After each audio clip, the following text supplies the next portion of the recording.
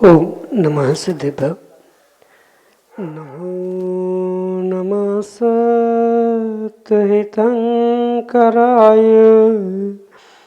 वीराय भव्याम्बुजभास्कराय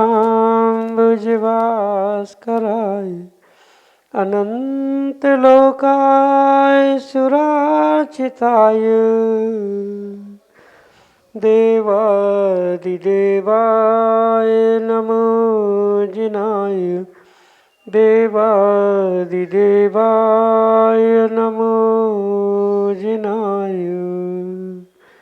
पंचपरष्टि भगवान की परम पूज्य आचार्य भगवंत गुरुवर विशुद्ध सागर जी मुनि महाराज की परम पूज्य मुनि श्री सुप्रभ सागर जी महाराज की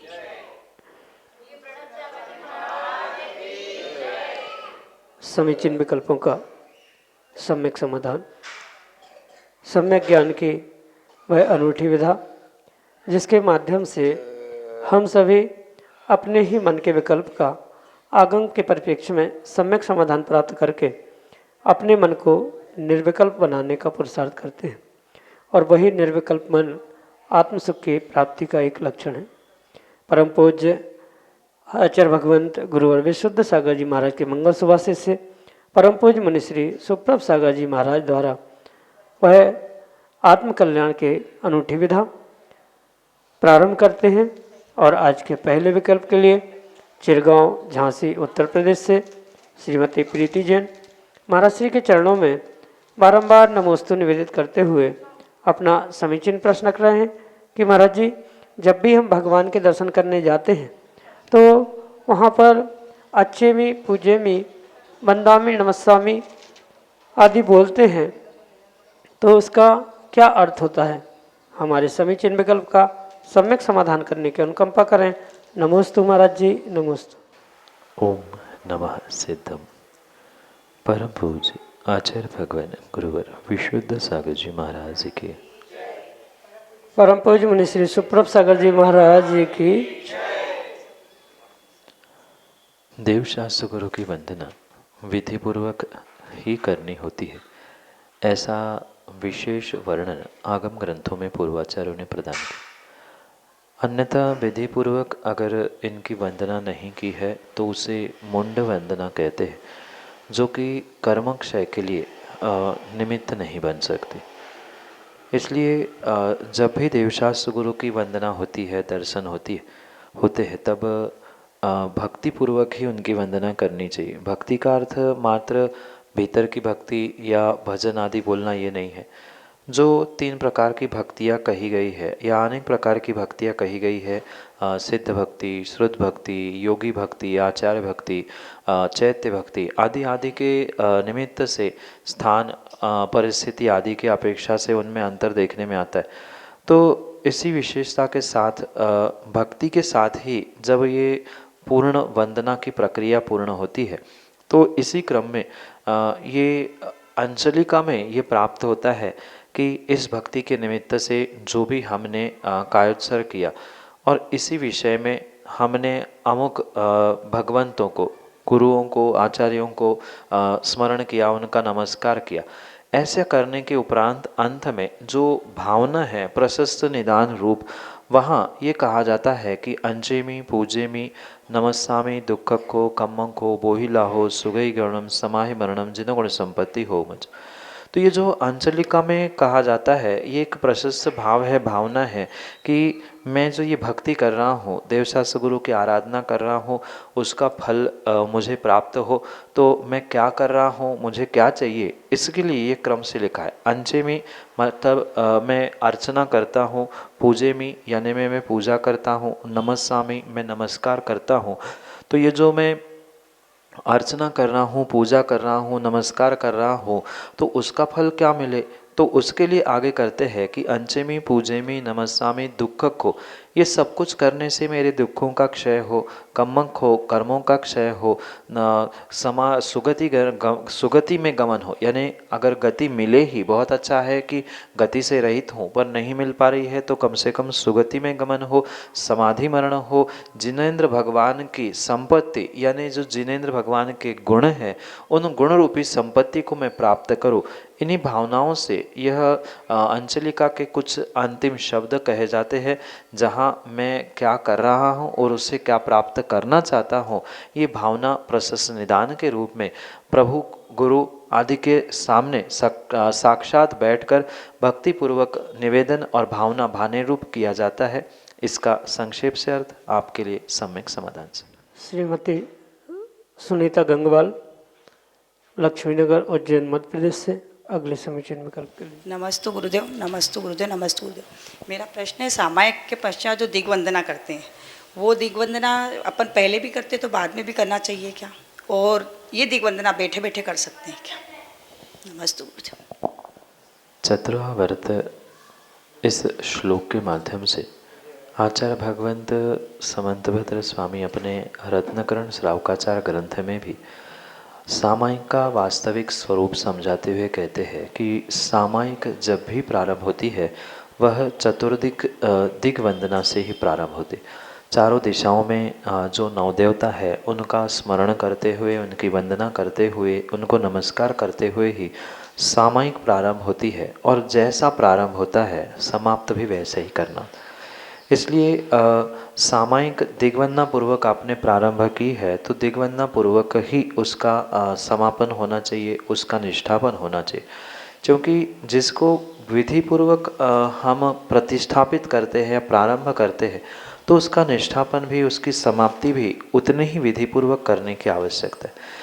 इसलिए ये ध्यान रखें कि चारों दिशाओं की जो दिग्वंदना प्रारंभ में की जाती है वह अनिवार्य रूप से अंत में भी, समाप्ति के बाद भी करनी ही चाहिए, तभी वह विधि पूर्वक पूर्ण सामायिक स्वीकार की जाती। पुनः दूसरी बात, जिस प्रकार से प्रारंभ में आपने खड़े होकर दिग्वंदना की है, अंत में भी खड़े होकर ही दिग्वंदना करनी चाहिए। ठीक है, जिनकी बहुत विषमता है, जिनको खड़े होने में, उठने बैठने में या अन्य भी किसी प्रकार से कोई दिक्कत है, तो वह विषमता की आपातकालीन व्यवस्थाएं भिन्न होती है, पर सामान्य रूप से खड़े होकर ही दिग्वंदना करनी चाहिए। कायोत्सर्ग महिलाओं के लिए भले ही बैठ के कहा है, बैठकर कायोत्सर्ग किया जाए और फिर पुनः खड़े होकर दिग्वंदना, आवर्त, सिरोन्नति, इस प्रकार से इन क्रियाओं को करने की आवश्यकता है। इस विषय में आने वाले पर्युषण शिविर में तीनों समय की सामायिक गुरु के साक्षी पूर्वक करने से, उनकी आज्ञा से करने की आपको जो मौका मिलने वाला है, उससे आप इसमें और विशेषताएं प्राप्त कर सकते हैं। गुरु की आज्ञा और गुरु के साक्षी पूर्वक साक्षात दिग्वंदना पूर्वक सामायिक ध्यान, जाप, मंत्र, पाठ आदि बहुत सारी विधाएं सिखाई जाएगी। आप प्रत्यक्ष वहाँ और अनुभूत करें, यही आपके लिए सम्यक समय। आशीष वाकलीवाल, लक्ष्मीनगर, उज्जैन, मध्य प्रदेश से अगले समीचीन में। नमोस्तु नमोस्तु गुरुदेव। महाराज श्री, लगभग सभी घरों में ये होता है कि जो विभिन्न संस्थाएं हैं, विभिन्न सोशल ग्रुप हैं आदि, तो ये समय समय पे भगवान के चित्र, नव मंत्र के चित्र, नवकार मंत्र के चित्र आदि ये वितरण किए जाते हैं, और जितने भी ग्रुप के सदस्य हैं या जो भी हैं उनके घर पे वो चित्र चले जाते हैं। ऐसे इकट्ठे होते होते होते बहुत सारे चित्र इकट्ठे हो जाते हैं। फिर वो सब घर में अपन उचित स्थान पे नहीं रख पाते, कभी क्योंकि उनको कहीं एकांत में या कहीं पे साइड में रखना या रख देते हैं अपन, तो उसमें दोष भी लगता होगा महाराज। अगर दोष लगता है तो फिर उसका क्या समाधान है, जो अब इतने जो घर पे चित्र वगैरह पड़े जो इकट्ठे हो गए? नमोस्तु महाराज। ये तो सत्य है कि जितने भी चित्र, तस्वीर, फोटो, मंत्र आदि जो कुछ भी पढ़ते हैं, मिलते हैं, उन सबको घर में उच्च स्थान पर लगा लेना संभव ही नहीं हो सकता। अगर लगा दिया जाए तो घर में कोई शेष जगह ही नहीं बचेगी। इतने फोटो और इतने चित्र साल भर में ही प्राप्त होते। तो ऐसे स्थिति में भले ही हम उसको उच्च स्थान पर लगा नहीं पा रहे हैं या उसे व्यवस्थित नहीं कर पा रहे हैं, तो कम से कम उसकी सुरक्षा करना, उसे व्यवस्थित रखना, ये आपका कर्तव्य। जैसे 2 साल पुरानी जो फ़ोटो तस्वीर आपने घर में रखी थी, वह निकाल कर नई मिली हुई लगा देंगे। थोड़ा दीवार का गेटअप, घर का गेटअप भी बदल जाएगा। पुरानी वैसी थोड़ी सी ख़राब सी हो जाती है, जीर्ण शीर्ण हो जाती है, फिर उसको व्यवस्थित किसी एक स्थान में सुरक्षित कर दिया जाए तो वह भी आपका दोष मिट सकता है। क्योंकि अगर उसको जला भी दोगे तो भी दोष लगेगा, पानी में बहा दोगे तो दोष लगेगा, अन्यत्र कहीं फेंक दोगे तो दोष लगेगा, कहीं बेच दोगे तो दोष लगेगा। तो ऐसे स्थिति में हमें कम से कम दोष किस में लग रहा है ये विचार करना होगा। क्योंकि मिला है तो हम लेते हुए मना भी नहीं कर सकते। भगवान की फ़ोटो है, दूसरी कोई बात होती तो मना भी करते, पर भगवान ही की फ़ोटो, गुरु की फ़ोटो या मंत्र दिए जा रहे तो उसको मना भी नहीं किया जा सकता। मना करेंगे सो पुनः वहाँ दोष है। तो ऐसा कार्य करना होगा कि जिससे कम से कम आपको दोष हो। जैसे मैंने अभी बताया कि नई फ़ोटो, नई तस्वीर के साथ पुरानी को रिप्लेस किया जा सकता है। जो पुरानी है उसकी अगर फ्रेम है तो उसमें वो लगा लिया, फ्रेम हटा दी, या जैसे भी वो मैटर नहीं है, पर जो चित्र देवशास्त्र गुरु का या मंत्र आदि है उनको एक एकांत स्थान में भी रखा है तो उसको व्यवस्थित रखने का प्रयास करें। जैसे वो पैरों में नहीं आए, वो किसी के फाड़ने में या अन्यत्र प्रयोग में नहीं आ जाए, क्योंकि उनका सबका सदुपयोग करना संभव नहीं है। तो कम से कम ऐसा एक स्थान हो घर में जहाँ वो सुरक्षित रखे जाए। और फिर रखे रखे उनका अपने आप वो खराब हो रहा है, अपने आप उसमें परिणमन हो रहा है, तो वो आप उनका विषय, हम अलग से कुछ उसे खराब होने के लिए ना करें। हमारा तो कार्य यही है कि हम उसकी विनय करें, सुरक्षा करें, उसे उच्च स्थान दें। उच्च स्थान का मतलब ये नहीं है कि हम पूरा टांगे के रखें, भले ही उसे घड़ी करके फोल्ड करके भी एक विशिष्ट उच्च स्थान पे सुरक्षित रखें। अपना परिणमन वो अपने आप में हो जाएगा, वो अपना जब जो होना है सो फिर जब नष्ट हो जाएगा तब देखा जाएगा। पर हम नष्ट करने की भावना ना रखें। हम तो पूरा समय उसका विनय करने का, उच्च स्थान रखने का या सुरक्षित करने का ही प्रयास करते रहे। फिर उसका जैसा परिणमन होना है जब होगा तब होगा, पर हम ऐसा करने से कम दोष को प्राप्त हो सकते। जबकि मिला है तो सुरक्षा तो करनी थी, पर सबकी करना संभव नहीं है, तो हमने वहाँ रखना, यही हमारी सुरक्षा है। तो इस प्रकार से भी हम दोषों से बचते हुए, पूर्ण दोष से तो नहीं पर कम से कम दोष हो, ऐसा कार्य करने से हम बहुत सारे पापों से बच सकते हैं। यही आपके लिए सम्यक समझ। निर्मल कुमार सेठी, ऋषिनगर, उज्जैन, मध्य प्रदेश से अगले समीचीन विकल्प के लिए। नमस्ते महाराज जी, नमस्ते नमस्ते महाराज जी। भूत भविष्य वर्तमान तीर्थंकर 24 ही होते हैं क्या? हर काल में ही 24 ही तीर्थंकर होते हैं? हम 25वें तीर्थंकर का भी जिक्र सुनते हैं। कृपया स्थिति स्पष्ट हेतु निवेदन है। नमस्ते महाराज जी। तीर्थंकर 24 थे, तीर्थंकर 24 है और तीर्थंकर 24 ही रहेंगे। कोई भी कितना ही पुरुषार्थ करे कि 25 तीर्थंकर होते हैं, होने की संभावना है आदि, ये सब कुछ बातें मात्र आगम के विरुद्ध है, आगम का अवर्णवाद है। स्वयं के साथ साथ दूसरों की भी श्रद्धाओं को तोड़ने का प्रयास चल रहा है। जब आज तक अनादि काल से किसी भी काल में 24 से अधिक या 24 से कम तीर्थंकर हुए ही नहीं हैं। विदेह क्षेत्र के विद्यमान 20 तीर्थंकरों को छोड़कर जो अन्य कर्म भूमियाँ हैं वहाँ 24 तीर्थंकरों की ही जब व्यवस्था अनादि से चल रही है, तो ये पंचम काल में होना और इस काल में होना तो कैसे ही संभव नहीं था। पहली तो बात यह है कि तीर्थंकर चौथे ही काल में होते, पंचम काल में जन्मा हुआ कोई भी तीर्थंकर हो ही नहीं सकता। पंचम काल में जन्मा हुआ जीव तीर्थंकर प्रकृति का बंध भी पंचम काल में जब नहीं कर सकता, तो वह आने वाले समय में तीर्थंकर होने वाला है आदि घोषणा करना, ये सब भ्रांतियाँ है, मिथ्या है और मिथ्यात। इसलिए सत्यता को समझे कि 24 ही तीर्थंकर थे, है और रहेंगे। इस संख्या का कभी भी उल्लंघन होने वाला नहीं है, ना नीचे की ओर ना ऊपर की ओर। जो है सो नियम से वैसा ही होने वाला है, भले ही उस पर श्रद्धा नहीं कर पाए, पर जीव ये अपने आप को बहुत बड़ा त्यागी व्रती या बहुत बड़ा ज्ञानी प्रदर्शित करने के चक्कर में आगम का, स्वयं का और पूरे धर्म का ही बिल्कुल सत्यानाश कर रहा है, ये समझने की आवश्यकता है। किसी भी प्रकार से 25वें तीर्थंकर हो ही नहीं सकते।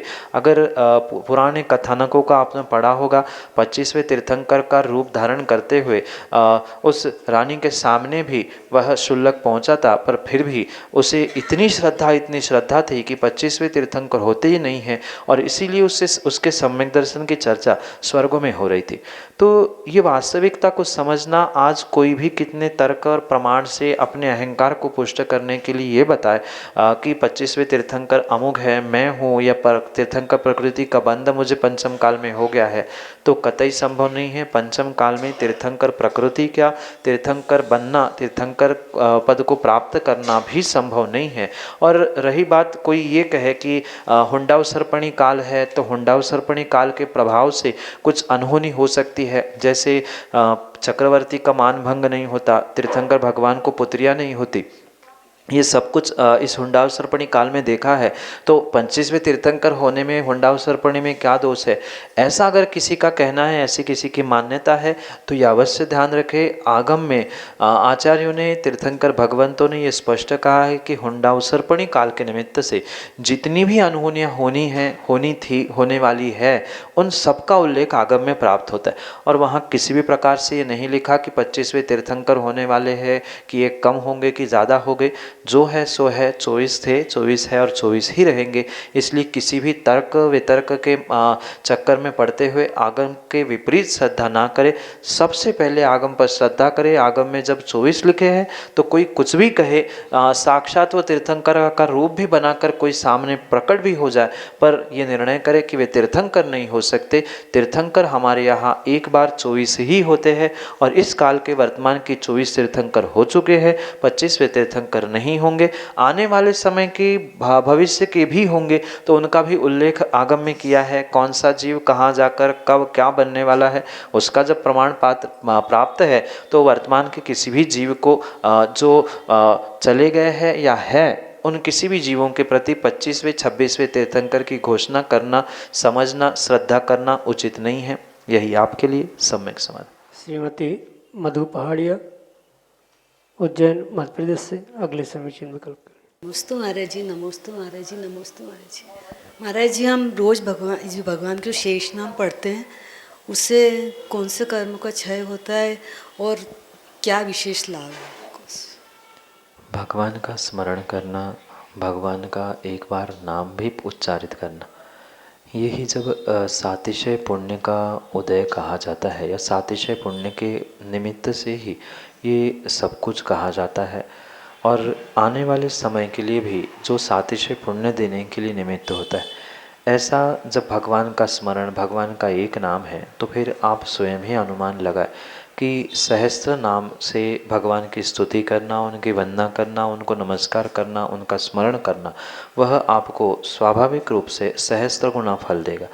एक बार महावीर स्वामी की जय बोलना, आदिनाथ भगवान की जय बोलना, वीतरागी प्रभु की जय बोलना, ये असंख्यात कर्मों की निर्जरा करने के लिए निमित्त बनता है। तो फिर आपने सहस्त्र नाम पढ़ा है, तो वह सहस्त्र नाम पढ़ने से आपकी कितनी अधिक गुना निर्जरा हुई होगी, ये सीधा सीधा गणित आप समझ सकते। पर ध्यान दें, मात्र शब्दों के उच्चारण से कर्मों का क्षय नहीं होगा, क्योंकि बहुत सारों को 10 मिनट में तत्वार सूत्र भी पढ़ना होता है, सहस्रनाम भी पढ़ना है, भक्तांबर भी पढ़ना है, समय उतना ही है, दोनों एक साथ चल रही है। 5 मिनट में ये हो गया, 2 मिनट में वो हो गया। ऐसा मात्र पढ़ने से, शब्दों को रिपीट करने से, प्रतिदिन पाठ करने से उतनी कर्मों की निर्जरा नहीं हो सकती। ठीक है, 5 मिनट के आपके लिए आपका वचन योग, काय योग, मनोयोग कुछ अंशों में ठीक था, सो वह काम तो हो गया, पर मात्र पाठ को दोहराने से वह सहस्त्र गुना फल आपको मिलने वाला नहीं। इसलिए बुद्धिपूर्वक भले ही 10 की जगह 15 मिनट लग जाए, पर विधिपूर्वक जो वहाँ नाम लिखे गए हैं, जो संज्ञा प्रदान की गई है, शायद उसमें से कुछ कुछ संज्ञाओं का तो कम से कम विचार करते हुए, उसके बारे में मनन करते हुए ये सोचने समझने का प्रयास करें कि ऐसा लिखा है तो इसका अभिप्राय क्या है, क्यों लिखा होगा, आदि आदि कुछ कुछ शब्दों को भी समझे, प्रतिदिन नए शब्दों के बारे में विचार करें।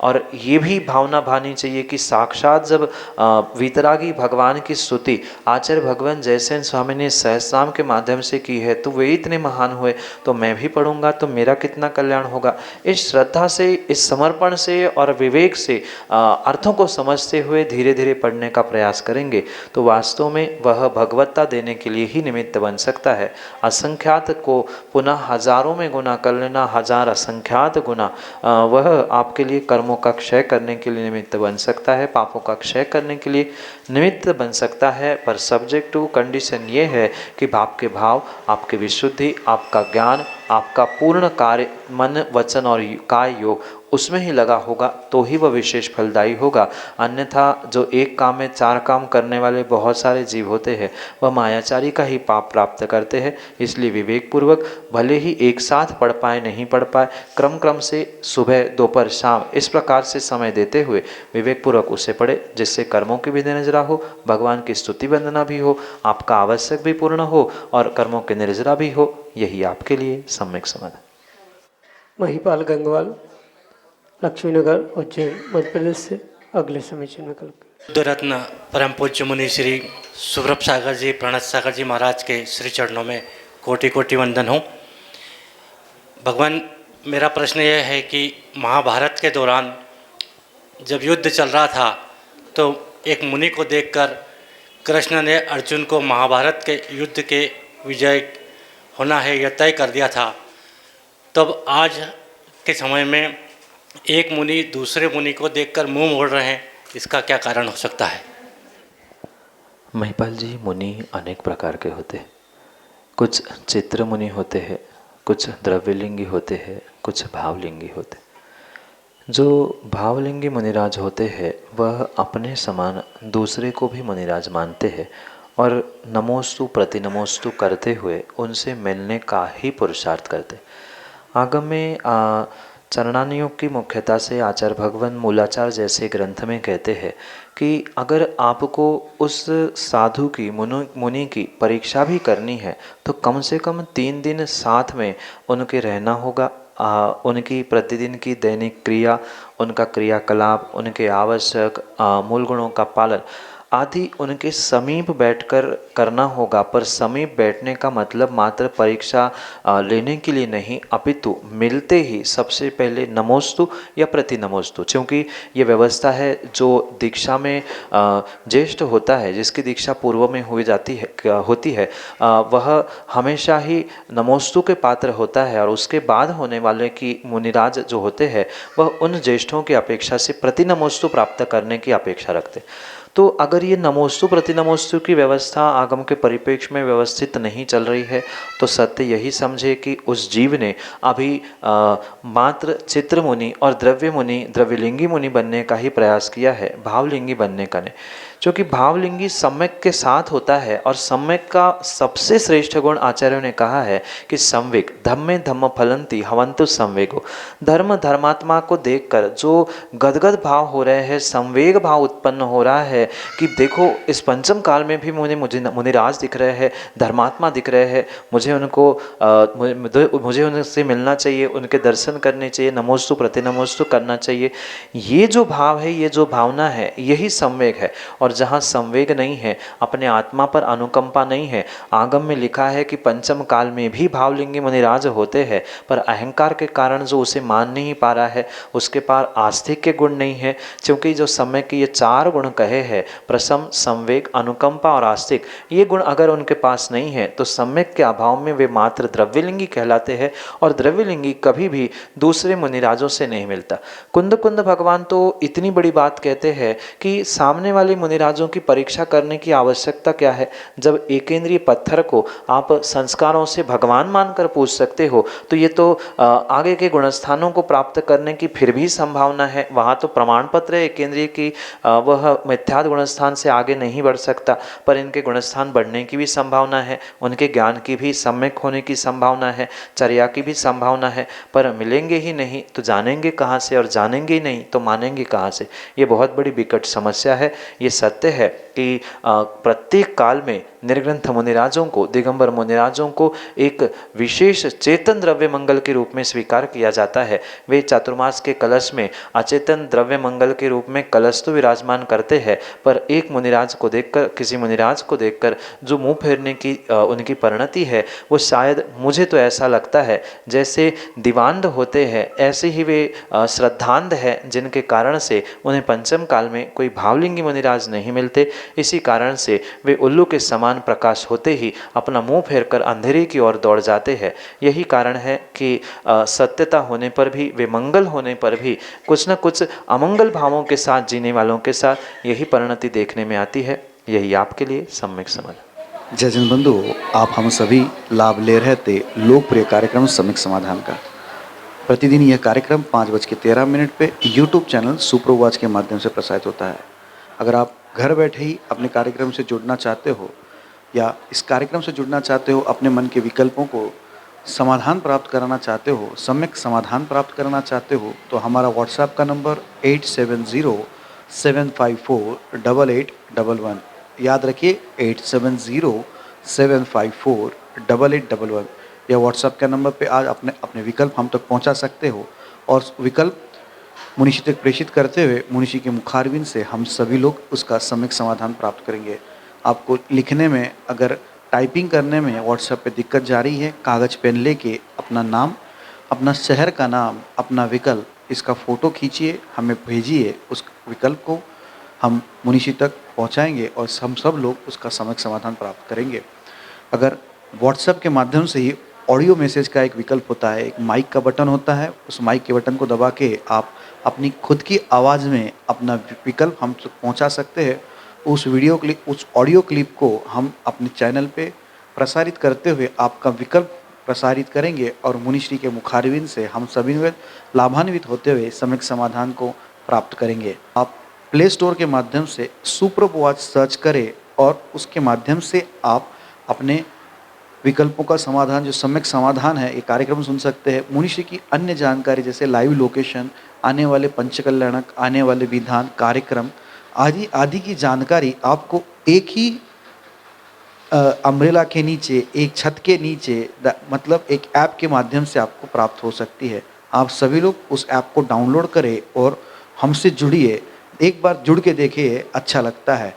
आप सभी को जय जिनेंद्र करते हुए आज के इस सम्यक समाधान कार्यक्रम को यहीं पे विराम देते हैं। जय जिनेंद्र।